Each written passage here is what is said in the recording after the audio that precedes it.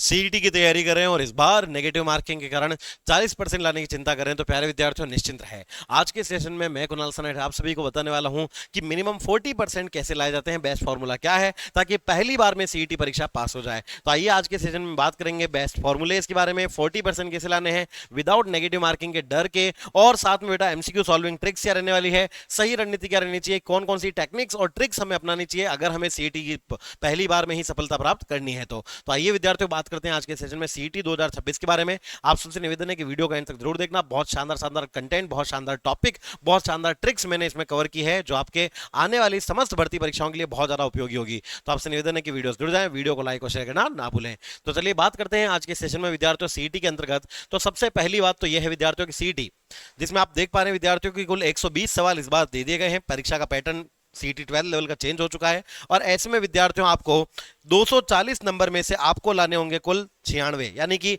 40% लाना जरूरी है, मेरिट में आना जरूरी है। सीईटी का स्कोर 3 साल तक वैलिड रहने वाला है। एक बार सीईटी दी तो अगले 3 साल तक आपका ये स्कोर वैलिड रहेगा। यानी 120 सवालों की अगर बात करें 12th लेवल में, जिनका एक सवाल 2 नंबर का है, यानी 240 अंकों की परीक्षा है, तो 96 अंक जो लेकर आएगा वही परीक्षा पास कर पाएगा। तो इसका मतलब क्या है, 96 मार्क्स तो लाने ही है, और अगर ये पास नहीं हुआ तो आने वाली समस्त भर्ती परीक्षाएं जैसे पटवारी, कांस्टेबल, वीडियो, ग्राम सेवक, एलडीसी, कई सारी भर्ती परीक्षाएं हम नहीं दे पाएंगे। ऐसे में ये गलती ना हो, चूक ना हो, उसके लिए सही रणनीति, सही स्ट्रेटेजी क्या रहनी चाहिए उस पर बात करते हैं। सबसे पहले हम परीक्षा की प्रकृति, परीक्षा के नेचर को समझते हैं कि परीक्षा क्या है। तो पहले तो ये देखिए विद्यार्थियों, सीईटी का एग्जाम पैटर्न कुछ इस प्रकार से दे रखा है, जिसमें टोटल नंबर ऑफ क्वेश्चंस जो आएंगे वो आपके 120 होंगे और हर सवाल 2 नंबर का है, इसलिए हमने कहा सर 120 सवालों के 240 नंबर दिए जाएंगे। टाइम आपको मिलने वाला है कुल 2.5 घंटे का समय। जी हाँ साथियों, कुल 2.5 घंटे का समय मिलेगा, 150 मिनट। नेगेटिव मार्किंग भी अप्लाई है और वो है इस बार 1/3 नेगेटिव मार्किंग भी रखी गई है। अब इंपॉर्टेंट बात क्या है, सारे सवाल विद्यार्थियों ऑब्जेक्टिव टाइप एमसीक्यू आएंगे, हर सवाल 2 नंबर का होगा, और अगर एक गलती की विद्यार्थियों तो याद रखना आपका नेगेटिव मार्किंग 1/3 नंबर काट लिया जाएगा। साथ में आपको एक सवाल एवरेज ऑन एन एवरेज देखा जाए तो 120 सवालों के लिए विद्यार्थियों आपको अगर बात करें तो एक सवाल के लिए प्रति सवाल आपको 1.25 मिनट पर क्वेश्चन मिलेंगे एवरेज, यानी कि केवल और केवल 1.25 मिनट आपको मिलने वाला है एक सवाल को सॉल्व करने के लिए। मैथ, रीजनिंग, तमाम समस्त इसमें आपको सॉल्व करने हैं हर एक सवाल को। और अवॉइड वाइल्ड गेसिंग, यानी कि तुक्केबाजी जितना हो सके कम करें तो ज्यादा अच्छा होगा। इन छोटी छोटी बातों का आपको विशेष ध्यान रखना है। अब कैसे हम सीईटी में 40% पहली बार में लेकर आए, आइए उस पर बात करते हैं। कुछ सीईटी को क्रैक करने के कुछ 3 पिलर हैं जिनके बारे में हम बात करेंगे कि वो बातें हैं जो आपको विशेष याद रखनी ही रखनी, मतलब आप इनको स्किप नहीं कर सकते हो। अगर ये नहीं पढ़ के जाओगे, जो मैं बता रहा हूं वो नहीं करके जाओगे, तो परीक्षा पास कभी नहीं होगी। तो बात करें विद्यार्थियों सबसे पहले क्रैक करने में 3 पिलर क्या है, कंसेप्ट क्लैरिटी। देखो जो भी पढ़ो, पहली बात याद रखना, जितने भी सब्जेक्ट आप पढ़ते हैं, कोई भी सब्जेक्ट आप पढ़ें, geography, history, art and culture पढ़ें कि कुछ भी पढ़ें, जब तक आपके बेसिक क्लियर नहीं होंगे तब तक आपकी परीक्षा पास नहीं होगी। यानी कि हर सब्जेक्ट के बेसिक कंसेप्ट को क्लियर रखें।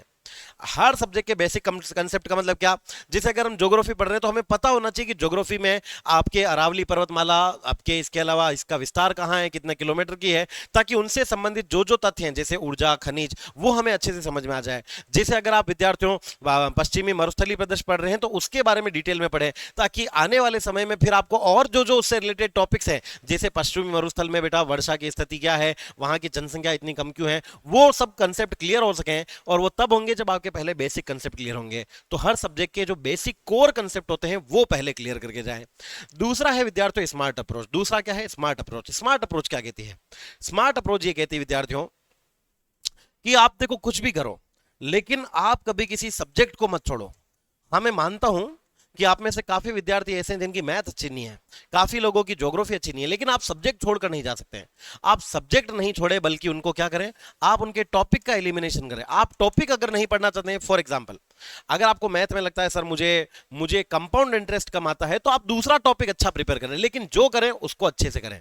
तो स्मार्ट स्ट्रेटेजी क्या हुई, टॉपिक हम अच्छे से पढ़ के गए। क्या किया इसके लिए, प्रीवियस ईयर क्वेश्चंस देखना है और उनमें यह चेक करना है कि प्रीवियस ईयर क्वेश्चंस में कौन से टॉपिक से सवाल ज्यादा आए थे। अगर जो टॉपिक बार बार पूछे जा रहे हैं हमने उनको अच्छे से पढ़ लिया, तो यही स्मार्ट अप्रोच है जिससे पहली बार में भी हम परीक्षा प्राप्त, सफलता प्राप्त कर सकते हैं। तो ये एक स्मार्ट तरीका है, पूरे सब्जेक्ट को ना छोड़कर टॉपिक को छोड़ो और जो मोस्ट हाई वैल्यूएबल टॉपिक है उनको अच्छे से पढ़ो। तो सब्जेक्ट विद्यार्थी याद रखना, आपके टॉपिक जो होंगे उनको आपको कवर करना है, जो मोस्ट इंपॉर्टेंट है, ज्यादा आपके जो स्कोरिंग है उनको आपको विशेष ध्यान रखना है। अब हाई स्कोर स्ट्रेटेजी क्या रहेगी, कैसे अपने स्कोर को हम बढ़ा सकते हैं, इसके लिए हम क्या करें। तो देखो पहली बात तो स्मार्ट अप्रोच तो मैंने आपको बता दी कि टॉपिक पढ़ के जाना है और हर टॉपिक को अच्छे से पढ़ना है, बेसिक से लेकर के एडवांस तक पढ़ना है। आपको क्या करना है बेटा, स्कोर आगे बढ़ाना है तो ज्यादा से ज्यादा क्या सॉल्व करना है, एमसीक्यू। कोशिश करें कि कम से कम आप कितने टेस्ट दें, कोशिश करें कि मॉक टेस्ट दें और वो भी कम से कम कितने, 50। टॉपिक वाइज क्या करें बेटा, टॉपिक वाइज एक टॉपिक अगर आप पढ़ते हैं तो टॉपिक वाइज एमसीक्यू सॉल्व करें। जितना हो सके बेटा पीवाईक्यू को देखकर जाएं, पीवाईक्यू से आपको परीक्षा का पैटर्न भी पता चलेगा। और न केवल सीईटी के प्रीवियस ईयर क्वेश्चंस बल्कि इस साल 2026 में आयोजित हुई समस्त प्रकार की भर्ती परीक्षाओं के क्वेश्चंस देखकर जाएं। फायदा क्या मिलेगा, एक तो सीईटी के देखोगे तो सीईटी के बारे में पता चलेगा कि इसमें कौन कौन से टॉपिक है जो बार बार पूछे जाते हैं। और अगर इस साल के आप प्रीवियस ईयर क्वेश्चंस देख के जाएंगे तो आपको यह पता चलेगा कि इस बार जो बोर्ड अध्यक्ष ने कहा है कि हम परीक्षा पैटर्न बदलेंगे, तो क्या उन्होंने अभी जो बदला है, अभी जिन जिन परीक्षाओं में पेपर आए हैं, क्या उनमें उसका प्रभाव दिख रहा है, और दिख रहा है तो उनमें कैसे सवाल पूछे जा रहे हैं, कथन कारण वाले हैं, संगत असंगत वाले हैं, कालानुक्रम वाले हैं, विशेषताओं पर आधारित है, पूरे एक पेज का एक सवाल है, कैसे है, ताकि हमें यह पता चले कि हमें मेंटली हमारी स्ट्रेटेजी क्या बनानी है। तो इसके लिए आपको क्या करना, पीवाईक्यू करना। उसके साथ साथ नए पैटर्न पर आधारित मॉक टेस्ट देने हैं और एमसीक्यू सॉल्व करने, वो भी कैसे, टॉपिक वाइज। तो ये तीन चीजों पर आपको विशेष काम करना पड़ेगा, तभी आप पहली बार में सीईटी को क्लियर कर पाएंगे। याद रहे, बेसिक कंसेप्ट क्लियर होने जरूरी है, हाई वेटेज टॉपिक पता होना जरूरी है कि वेटेज ज्यादा किसका है। वेटेज अगर आपको नहीं पता है तो विद्यार्थियों यूट्यूब पर हमारे ही चैनल पर हमारे कई सारे टीचर्स ने ऐसे सेशंस ले रखे हैं कि आखिरकार कौन से सब्जेक्ट और कौन से टॉपिक हैं जिनसे सवाल पूछे जाते हैं, ज्यादा सवाल किस सब्जेक्ट से आते हैं, तो आप वो करके भी स्मार्ट अप्रोच को अपना सकते हैं। रही बात हाई स्कोर की, तो उसके लिए आपको टेस्ट लगाना पड़ेगा, टॉपिक वाइज, एमसीक्यू, साथ में आपको पीवाईक्यू और मॉक टेस्ट रेगुलर लगाते रहने हैं। तो ये हो गए हमारे तीन पिलर। अब बात करें विद्यार्थियों, आखिरकार साइंटिफिक स्टडी टेक्निक क्या है। पढ़ते तो हैं लेकिन पढ़ने में मन नहीं लगता है, पढ़ते पढ़ते बोर हो जाते हैं, पढ़ते पढ़ते नींद आती है। तो आओ मैं उसका कारण बताता हूं। मैं एक साइकोलॉजी का टीचर हूं और मैं आज आपको कुछ साइकोलॉजिकल मेथड बताने वाला हूं, जिनमें सबसे पहली है पोमोडोरो टेक्निक। ऑलवेज रिमेंबर, हमारे माइंड को कभी भी सामान्य चीजें अच्छी नहीं लगती है, तो कुछ असामान्य करो। आप टारगेट लेके चलते हो, मैं 1 घंटा पढ़ूंगा, नहीं पढ़ना है 1 घंटा। आप सोचते हैं आधा घंटा पढ़ूंगा, नहीं पढ़ना है आधा घंटा, आपको पढ़ना है 25 मिनट। अब देखो ये 25 मिनट कुछ नया है, ये हमारे दिमाग ने अब तक नहीं सोचा। हम आधा घंटा 1 घंटे में अपने काउंट करते हैं अपनी पढ़ाई को, लेकिन नहीं, हम मिनट में काउंट करेंगे। 25 मिनट पढ़ेंगे, 25 मिनट रेगुलर पढ़ेंगे और उसके बाद हम क्या लेंगे, 5 मिनट का। कितने, केवल और केवल याद रखना, केवल कितने मिनट का। हमने कहा सर 25 मिनट पढ़ाई होगी और उसके बाद 5 मिनट का क्या लेना पड़ेगा, उसके बाद 5 मिनट का ब्रेक लेना है। तो हमारे दिमाग को ये लगेगा कि हाँ 25 मिनट में पढ़ लिया, एक अचीवमेंट होगी, चलो थोड़ा सा चाय नाश्ता हो जाए। और जैसे ही ज्यादा लंबा भी नहीं करना है, केवल 5 मिनट का ब्रेक लिया, उसके बाद वापस 25 मिनट पढ़ना है, 25 मिनट के बाद वापस 5 मिनट का ब्रेक लेना है, फिर 25 मिनट पढ़ना है, फिर 5 बार 5 मिनट का ब्रेक लेना है। ऐसे आपको कुल कितनी बार करना है, 3 बार, 25 25 25। तो आप देखेंगे लगभग सवा घंटा आपने पढ़ाई भी कर ली और कुछ नहीं हुआ। तो कितना अच्छा तरीका है। 25 मिनट कोई भी पढ़ लेगा, आप अभी पढ़ने बैठेंगे 25 मिनट ऐसे निकल जाएंगे। 25 मिनट पढ़ना है, 5 मिनट ब्रेक, 25 मिनट पढ़ना है, 5 मिनट ब्रेक। और इस स्लॉट को कम से कम विद्यार्थी याद रखना, एक बार कितने, 3 सेट लगाना है और उसको 3 बार रिपीट करना है। तो ये है आपकी सही पोमोडोरो टेक्निक, जो कि पढ़ाई का एक सही तरीका है। बहुत अच्छी स्ट्रेटेजी एक होती है एक्टिव रिकॉल। क्या है बेटा, एक्टिव रिकॉल। कभी कभी हम क्या करते हैं कि पढ़ाई के लिए कॉपी खोलते हैं, किताब खोलते हैं और उसको पढ़ते हैं, लेकिन पढ़ते पढ़ते हमारा ध्यान कहीं और चला जाता है, हम कहीं और चले जाते हैं, परिस्थितियां अलग बदलने लगती है, दिमाग में होता कुछ और है, पढ़ कुछ और रहे होते हैं। तो इससे अच्छा है किताब को कर लें बंद। किताब बंद करके अब जितना पढ़ा है उसको रिकॉल करना है। आपको पता है कि अभी आपने पढ़ा है और उसी को फिर से याद करें। तो ये एक सही तरीका है कि आप क्या कर सकते हैं, जितना पढ़ा 25 मिनट, उसके लिए आपको 5 मिनट क्या करना है, किताब बंद करनी है, और जितना पढ़ा है उसको 5 मिनट में क्या करना है, 5 मिनट में रिवाइज करना है अपने माइंड में। 5 मिनट में जो पढ़ा है उसको पूरा रिवीजन करना है, अपने आप से सवाल पूछने हैं कि अच्छा ये पढ़ा था इसका आंसर क्या है, वो पढ़ा था इसका आंसर क्या है। जो पढ़ा किताब बंद, तुरंत फिर पढ़ेंगे, फिर किताब बंद करेंगे, फिर सवाल खुद से पूछेंगे। एक्टिव रिकॉल एक अच्छा तरीका है यदि आप चाहते हैं इंस्टेंट रिजल्ट आपको मिले, तो इंस्टेंट रिजल्ट के लिए आपको एक्टिव रिकॉल पर जाना चाहिए। इसके अलावा अगला है स्पेस्ड कंपटीशन, स्पेस्ड रिपीटिशन। काफी विद्यार्थियों को इसके बारे में पता ही नहीं होता है। देखो एक तरीका यह भी है, अक्सर विद्यार्थी क्या करते हैं, एक टॉपिक उन्होंने पढ़ा और सेम डे उसका क्या कर लिया, रिवीजन कर लिया, ठीक है। फिर अगले दिन वापस नया टॉपिक पढ़ा और शुरू से लेकर अंत तक उन्होंने क्या कर लिया, रिवीजन कर लिया। फिर तीसरे दिन पढ़ा, फिर शुरू से लेकर अंत तक रिवीजन कर दिया। ये गलत तरीका है, ये टाइम वेस्टिंग यूनिट है। तो समझना पड़ेगा क्या करना है। क्या करना है, आप कोशिश करें कि एक टॉपिक पढ़ा, फिर एक दिन रिवीजन किया, फिर उसके अगले दिन उस टॉपिक को वापस रिवाइज नहीं करना, उसको वापस कॉपी में जाके नहीं देखना है। एक दिन का ब्रेक लें, अपने मन में उसको याद करें, फिर सोचें कि एक दिन बाद देखूंगा। अगर एक दिन छोड़ के एक दिन किया तो आप 2 दिन छोड़ के करें, 2 दिन बाद उस टॉपिक का रिवीजन करें, फिर 3 दिन बाद करें, और ऐसे करके 7 दिन 15 दिन बाद उस टॉपिक को वापस आप समय दें। ऐसा एक साइकिल बनाएं। मतलब क्या किया आपने, रोजाना अलग अलग सब्जेक्ट पढ़े और एक दिन छोड़ के एक दिन उनका रिवीजन किया, 2 दिन छोड़ के उनका रिवीजन किया, 3 दिन किया, सप्ताह भर, 15 दिन, 10 दिन। तो आपने एक शेड्यूल बना लिया कि मैं हर 10 दिन में, 15 दिन में इस टॉपिक का, इस सब्जेक्ट का रिवीजन करूंगा और जो पढ़ा था पूरा कंप्लीट कर लूंगा। तो ये हुआ बेटा स्पेस्ड रिपीटिशन टेक्निक, जिसमें आपने स्पेस दे दिया अपने रिपीटिशन को, रिवीजन को। बार बार एक ही चीज पढ़ोगे तो शायद हर चीज शुरू से पढ़नी पड़ेगी और उसमें टाइम ज्यादा लगेगा। तो स्लॉट शेड्यूल फिक्स करें कि मैं इतने समय या इतने टाइम या इतने दिन के बाद इसका रिवीजन करूंगा, उससे पहले नहीं करूंगा। और अगर जानबूझ के मन कर रहा होगा तो फिर एक्टिव रिकॉल करूंगा, जो पढ़ा है तुरंत याद करूंगा। तो ये एक रिवीजन की अच्छी टेक्निकें हैं, जिसमें पोमोडोरो टेक्निक हो गई, इसके अलावा बेटा एक्टिव रिकॉल टेक्निक हो गई और स्पेस्ड रिपीटिशन टेक्निक। ये 3 टेक्निक बहुत इंपॉर्टेंट है। फिर अगली बात करें विद्यार्थियों कि आखिरकार बेसिक एमसीक्यू का कैसे सॉल्व करना चाहिए। एमसीक्यू सॉल्व, क्योंकि विद्यार्थी कहते हैं सर हम पढ़ते समय, पर जब परीक्षा देने जाते हैं, जब हम टेस्ट देने जाते हैं, एमसीक्यू सॉल्व करते हैं तो हमसे सही नहीं होते हैं। आओ मैं बताता हूं। देखो, पहली स्ट्रेटेजी है एलिमिनेशन मेथड। क्या है एलिमिनेशन मेथड? जो कट जाए वो काट दे, कट काट मेथड है ना, काट छाट मेथड, कट काट मेथड भी कह सकते हो। एलिमिनेशन मेथड, फॉर एग्जाम्पल अगर कोई आपसे ये पूछता है कि बताइए महाराणा प्रताप का जन्म कब हुआ, किसका जन्म, महाराणा प्रताप का जन्म कब हुआ, ठीक है, सिंपल सा है। अब महाराणा प्रताप का जन्म कब हुआ, 4 ऑप्शन आपको दे दिए हैं यहां पर, ए बी सी और डी। एक है 1240, एक है 1340, एक है आपका 1640 और एक है 1540। अब आपको नहीं आ रहा है तो क्या किया आपने, आपने ये किया, आपको महाराणा प्रताप का जन्म कब था ये नहीं पता, पर आपको ये पता है कि महाराणा प्रताप ने हल्दीघाटी का युद्ध 1576 में लड़ा था। 1576 में लड़ा मतलब वो 1500 के आसपास का होगा, 1200 नहीं हो सकता है, 1300, 100 साल एक इंसान नहीं जी सकता है, 1640 भी नहीं होगा, मतलब मोस्ट प्रोबेबल आंसर क्या है, 1540।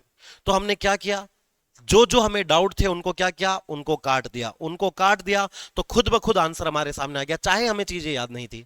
तो ये है कट काट मेथड, एलिमिनेशन मेथड। अगला आता है बेटा आपके एमसीक्यू सॉल्व करने का स्किप स्ट्रेटेजी। फॉर एग्जाम्पल मैंने आपको अभी बताया था कि एक सवाल को करने का कितने, मैंने आपसे कहा था कि एक सवाल को करने का आपको कितना समय मिलेगा, लगभग 1.25 मिनट मिलेगा, 1.25 मिनट मिलेगा, यस और नो। ऐसे में अगर कोई ऐसा क्वेश्चन है जो ज्यादा टाइम खा रहा है, आपका समय ज्यादा लग रहा है, तो उसको ईगो पे मत लो। कभी कभी ये भी होता है कि हमसे सॉल्व क्यों नहीं हो रहा है, मैं तो आज इसको सॉल्व करके रहूंगा, ये ईगो साइड में रखना पड़ेगा। जो नहीं हो रहा है उसको छोड़ना पड़ेगा, उसको स्किप करना पड़ेगा, ताकि दूसरी चीजों पर ध्यान दे पाए, जिसका वेटेज ज्यादा है वो कर पाए और जो ईजी है वो जल्दी कर पाए। वरना कभी कभी ये भी होता है कि परीक्षा में आते हुए भी हमारा बहुत कुछ पेपर छूट जाता है। पेपर में कुछ भी छोड़ना नहीं है, सब कुछ करना है और सही डायरेक्शन में करना है, गलतियों से बचना है, जितने आते हैं उतने सारे सही करने हैं। तो ईगो को साइड में रखना है। जो सवाल पहली बार में देखने पर लगता है कि नहीं आ रहा है, उसको हाथ भी नहीं लगाना है। इमोशनल नहीं होना है कि हाँ मैंने तो पढ़े थे, मैं करके रहूंगा, या मुझे नहीं आता है तो भी करूंगा, ताकि हाँ ताकि क्या हो, ताकि क्या हो बेटा, हमने कहा कि अपना समय बर्बाद ना हो, ठीक है, हाँ जी। फिर अगली बात करें, अगला क्या है देखो, अब अगला आता है एडवांस्ड एमसीक्यू हैक्स। एग्जाम में एडवांस एमसीक्यू हैक क्या है, कैसे आप कुछ सवाल ना आते हुए भी कर सकते हो सॉल्व। देखो समझना, एक्सट्रीम वर्ड रूल। कभी कभी सवालों में ना कुछ ऐसे ऐसे शब्द आते हैं, हमेशा देखना, सदैव, सदैव, कभी नहीं, कभी नहीं, पूर्णतया नहीं। तो ये जो सवाल होते हैं बेटा, ये याद रखना, ये कीवर्ड है, ये हमेशा चीजों को गलत साउंड करवाते हैं। कोई भी चीज को कंप्लीट नकारना हो तो ये ऐसे शब्द परीक्षक डाल देता है। जहां जहां ऐसे शब्द आएंगे तो याद रख लेना, विशेषताओं वाले सवाल में अक्सर ऐसे सवाल आएंगे कि बताइए निम्न में से कौन सी एक्स वाई जेड की विशेषता है या नहीं है। तो उनमें ऑप्शन में ऐसे शब्द अगर मिल जाए कि सदैव होता है, पूर्णतया होता है, पूर्णतया नहीं होता है, कभी नहीं होता है, तो ऐसे शब्दों से बचें, ये अक्सर गलती करवा देते हैं, ऐसे वाले ऑप्शन गलत ही होते हैं। फिर अगला देखो क्या है, रिवर्स इंजीनियरिंग मेथड। कभी कभी ये भी होता है कि हमें आंसर निकालना नहीं आ रहा होता है, आंसर निकालना नहीं आ रहा है तो कोई बात नहीं। फॉर एग्जाम्पल अगर मैं कहूं मैंने केवल एग्जांपल लिया है ना। मान लो हमें पता नहीं चल रहा है कि ये पैटर्न क्या है, और ऑप्शन में दे रखा है, हमें ऑप्शन में दे रखा है, देखो चार ऑप्शन कि 6, 8, ओहो सॉरी, आपको ऑप्शन में दे रखा है 4, 3, 1 या 2.5। अब आपको पैटर्न पकड़ नहीं आ रहा है तो आप पैटर्न पकड़ना सीखें। कैसे? रिवर्स कर दें, सवाल को पहले पकड़ने की बजाय पहले ऑप्शन पढ़ें और ऑप्शन को पुट करें सवाल में। तो मैंने लगा के देखा 2 के बाद 4, फिर 2 के बाद 4, 6, 8, 10, मतलब 2 का गैप आ रहा है, तो यही होना चाहिए, तो आंसर क्या हो गया 4। तो हमने क्या किया, रिवर्स इंजीनियरिंग की। जो नहीं आता है उसमें, ऐसे सवाल जो कि मैथ के होते हैं उनमें अक्सर रिवर्स इंजीनियरिंग काम आती है। तो ये एक एमसीक्यू सॉल्व करने का बहुत ही अच्छा बेहतरीन तरीका है। फिर बात करें विद्यार्थियों, तो टाइम मैनेजमेंट की मास्टरी करनी होगी। 150 मिनट का आपके पास समय है, 150 मिनट है, सवालों की संख्या 120 है, टोटल मार्क्स आपको 240 है, लाने 96 यानी 40% ही है। टाइम पर पेपर पूरा करें। याद रहे, जहां आप बैठेंगे उस स्कूल में, आपके कमरे में आपके सामने घड़ी रखी होगी, उस घड़ी का पूरा ध्यान रखें कि आखिरकार ओएमआर भरने का भी टाइम चाहिए। बिल्कुल मैं आपसे कहूंगा कि ऐसा ना करें कि कोशिश कि सारे पेपर के सारे आंसर लास्ट में लगाऊंगा जब 5 मिनट बचेंगे। गलती यही होती है। अगर आपने एक जैसे मैथ मैथ पूरी सॉल्व कर ली है, करंट अफेयर पूरा सॉल्व कर लिया है, ज्योग्राफी पूरी हो चुकी है, तो उसके टॉपिक वाइज आप उनको ओएमआर में भरना शुरू कर दें। ओएमआर में हाथों हाथ भर लें, ज्यादा रिस्क नहीं लें, क्योंकि ये टेस्ट नॉलेज से ज्यादा टाइम मैनेजमेंट और स्किल्स का है। जिसको टाइम मैनेजमेंट स्किल्स आएगी वो ये ले जाएगा, वरना वो नेगेटिविटी और नेगेटिव मार्किंग के चक्कर में कई लोग अपना भविष्य खराब कर लेंगे। तो इस पर विशेष ध्यान दें, टाइम मैनेजमेंट करें। अपने टाइम मैनेजमेंट के लिए ज्यादा से ज्यादा previous year questions MCQ solve करें। जितने एमसीक्यू सॉल्व करोगे उतना कॉन्फिडेंस बढ़ेगा, जितने मॉक टेस्ट लगाओगे उतना आपका स्कोर भी बढ़ेगा और आपका कॉन्फिडेंस भी बढ़ेगा। और हमें हारना नहीं है, एग्जाम में हमारा कॉन्फिडेंस ऊपर होना चाहिए, तो इसके लिए टाइम मैनेजमेंट इस तरीके से आएगा।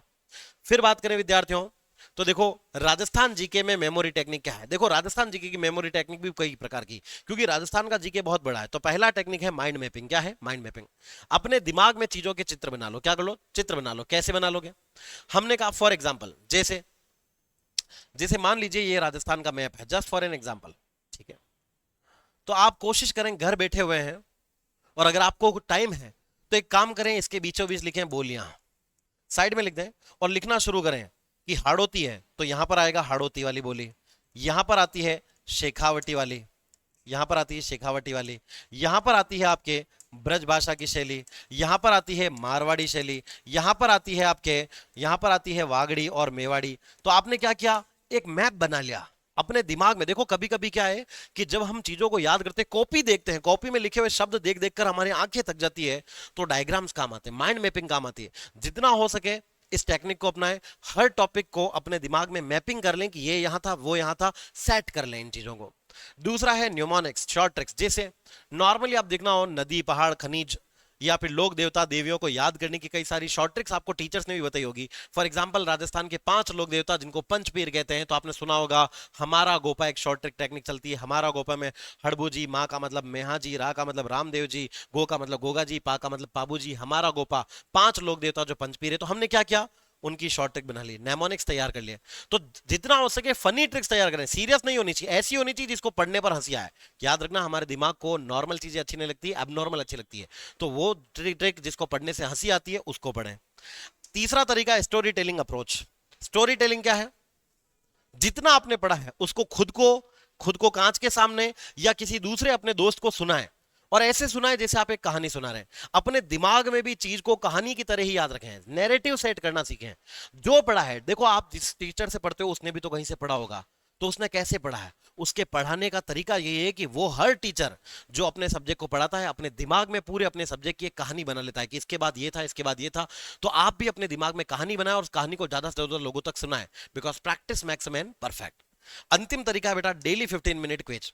कुछ नहीं आ रहा है, बोर हो चुके हैं, नींद आ रही है, तो एक काम करो ना, कोई भी एप्लीकेशन पे जाओ, कोई भी क्विज लगाओ, डजंट मैटर कि वो हमारे सब्जेक्ट का है, हमारी परीक्षा का है नहीं है, जो पढ़ा है नहीं है, 15 मिनट कुछ भी नए सवाल जो आज दिन तक नहीं पढ़े उनका क्विज खेलो। टेलीग्राम पे ऐसे बहुत सारे मिल जाएंगे, एप्लीकेशंस पे ऐसे बहुत सारे मिल जाएंगे, ये टेक्निक्स पे काम करो। तो आज मैंने ऐसी बहुत सारी तमाम ट्रिक्स, टेक्निक्स, नेमोनिक्स आपको बता दी है जिनसे आप एमसीक्यू सॉल्व कर सकते हो, परीक्षा पास करते हो सकते हो और 40% ला सकते हो। तो प्यारे बच्चों, यही कहूंगा कि देखो समय सीमित है, गलतियां करना बहुत ही कम हो सके तो गलतियां करना, सिलेबस को इग्नोर करना। कई बच्चे बिना सिलेबस पढ़े पढ़ने लग जाते हैं, उनको पता ही नहीं होता है कि हाई वेटेज किसका। वेटेज पता नहीं है, सिलेबस याद नहीं है, तो तैयारी मत करना, सीईटी आपके लिए बनी ही नहीं है। सीईटी में याद रखना विद्यार्थियों, सिलेबस पढ़ के जाना, सिलेबस में ज्यादा वेटेज किसका है उस चीज को बिल्कुल इग्नोर मत करना, वो आपके काम आएगी। दूसरा है मॉक टेस्ट। मॉक टेस्ट नहीं देना। बच्चे क्या करते हैं, थ्योरी पे थ्योरी पढ़ते हैं, एग्जाम के एक दिन पहले तक किताब कॉपी खोल के पढ़ते हैं, ये सबसे गलत है, इससे एग्जाम क्लियर नहीं होता है। याद रखना, बिना टेस्ट के आप कभी परीक्षा पास नहीं कर पाओगे। कोशिश करें कि 50 टेस्ट लगा के रहें। और तीसरा है रिवीजन की कमी। पढ़ते पूरे राजस्थान के बच्चे हैं, लेकिन रिवीजन हर किसी के बस की बात नहीं है। जो आपने पढ़ा उसको लगभग 3 बार आपको रिवीजन करना होगा, और अगर रिवीजन नहीं किया तो फिर एग्जाम हॉल में आपको जो कंफ्यूजन होगा, जिसमें परीक्षा में आते हुए भी आपके सवाल छूट जाएंगे। तो ये 3 गलतियों से तो आपको विशेष बचना ही पड़ेगा। अब बात करें विद्यार्थियों, आखिरकार तैयारी कैसे करनी है। सर आपने इतनी अच्छी अच्छी बातें तो बताई, लेकिन हम पढ़े कहां से। तो प्यारे विद्यार्थियों, यदि आप तैयारी कर रहे हैं सीईटी 12 लेवल के साथ राजस्थान पुलिस कांस्टेबल की, तो आपका अपना लक्ष्य परिवार लेकर आया विद्यार्थियों आपके लिए स्वर्णिम अवसर। विश्वास बैच लक्ष्य क्लासेस के एप्लीकेशन पर उपलब्ध है, जहां सीईटी 12 लेवल के साथ राजस्थान पुलिस कांस्टेबल की निःशुल्क तैयारी आपको करवाई जा रही है। Best faculty team, printed notes, online course, सब कुछ आपको ऑफलाइन मोड में दिया जाएगा। और यदि आप घर बैठे ऑफलाइन का अनुभव लेना चाहते हैं, तो लाइव फ्रॉम क्लासरूम बैच भी आपके लिए अवेलेबल है, और इसमें previous question, live recorded course, topic wise MCQs, exam pattern, test series, सब कुछ आपको अवेलेबल करवा दिया जाएगा। नए बैच प्रारंभ हो चुके हैं, एडमिशन ले लेना, फिर मत कहना चूक गए। तो ये बेहतरीन मौका है अभी आपके पास सीईटी क्लियर करने का। अगर ये क्लियर नहीं हुई तो आने वाले 3 साल बर्बाद हो जाएंगे, फिर मत कहना चूक गए थे सर। और प्यारे विद्यार्थियों, अगर आप सीईटी ग्रेजुएशन लेवल की तैयारी कर रहे हैं, स्नातक की कर रहे हैं, और अगर आप भी उसके साथ वीडियो यानी ग्राम सेवक अधिकारी की या पटवारी की निःशुल्क तैयारी करना चाहते हैं, तो लक्ष्य परिवार सीईटी के साथ वीडियो और पटवारी की तैयारी का निःशुल्क कोर्स लेकर आया है, जिसमें विद्यार्थियों आप सभी के लिए निःशुल्क तैयारी का मौका दिया जा रहा है। याद रहे, सीईटी के साथ पटवारी की निःशुल्क तैयारी, वीडियो की निःशुल्क तैयारी है। ये कोर्स आपको मिल जाएगा आपके अपने लक्ष्य परिवार के एप्लीकेशन पर, जहां best faculty team, printed notes और सब कुछ आज जो मैंने बताया है, motivation, guidance, test series, online quiz, competition, सब कुछ आपको एक जगह पर मिल जाएगा। तो प्यारे विद्यार्थियों, हो जाइए तैयार, क्योंकि ये मौका फिर से लौट कर नहीं आएगा। और ऐसे में विद्यार्थी, यदि आप तैयारी कर रहे हैं, तो सीईटी ग्रेजुएशन लेवल की ये शानदार किताबें हैं, जिसमें थ्योरी भी है, एमसीक्यू भी है और पीवाईक्यू भी है। ये शानदार 11 बुक्स आपको उपलब्ध कराई जा रही है मात्र 1999 रुपए में। ये शानदार 11 किताबें बेटा, और 11 ही किताबों का एक कॉम्बो आपको उपलब्ध कराया जा रहा है मात्र 1999 रुपए में। अभी अगर आप खरीदते हैं तो फ्लैट 10% एक्स्ट्रा डिस्काउंट भी आपको इन पर मिल जाएगा, जिसके लिए कूपन कोड अप्लाई करना है CET 10, और ये शानदार किताबें आपके घर बैठे आप ऑर्डर कर पाएंगे, और वो भी बहुत ही नाममात्र शुल्क के साथ मात्र 1999 रुपए में। और अगर एडिशनल 10% डिस्काउंट चाहिए तो CET 10 कूपन कोड अप्लाई जरूर कर देना। इसके साथ ही प्यारे विद्यार्थियों, यदि आप तैयारी कर रहे हैं CET 12th लेवल की, और आप चाहते हैं सर 12th लेवल की भी थ्योरी, एमसीक्यू, पीवाईक्यू की बुक हो, तो 11 बुक्स का कॉम्बो आपको दिया जा रहा है मात्र 1599 रुपए के नामा शुल्क में, जिस पर एडिशनल अगर आपको डिस्काउंट चाहिए 10% का, तो CET 10 कूपन कोड अप्लाई कर देना। और ये किताबों को आप अपने घर बैठे मंगा लेना, जिनमें सारे टॉपिक सब्जेक्ट वाइज आपको दिए हुए हैं, फिर मत कहना चूक गए। तो प्यारे बच्चों, कैसा लगा आज का सेशन? उम्मीद करता हूं बहुत कुछ सीखने को मिला होगा। सीईटी की तैयारी कर रहे हैं तो इन छोटी छोटी बातों को ध्यान में रखकर जरूर जाएं, और ऐसे ही सेशंस के लिए और भी हमारे साथ जुड़ते रहें। आज के लिए इतना ही, मिलेंगे अगले सेशन में, तब तक के लिए आप सभी लोग स्वस्थ रहें, मस्त रहें। जय हिंद, जय भारत। कोई भी मन में डाउट है तो वीडियो खत्म होने के बाद कमेंट करके जरूर बताना। शुक्रिया।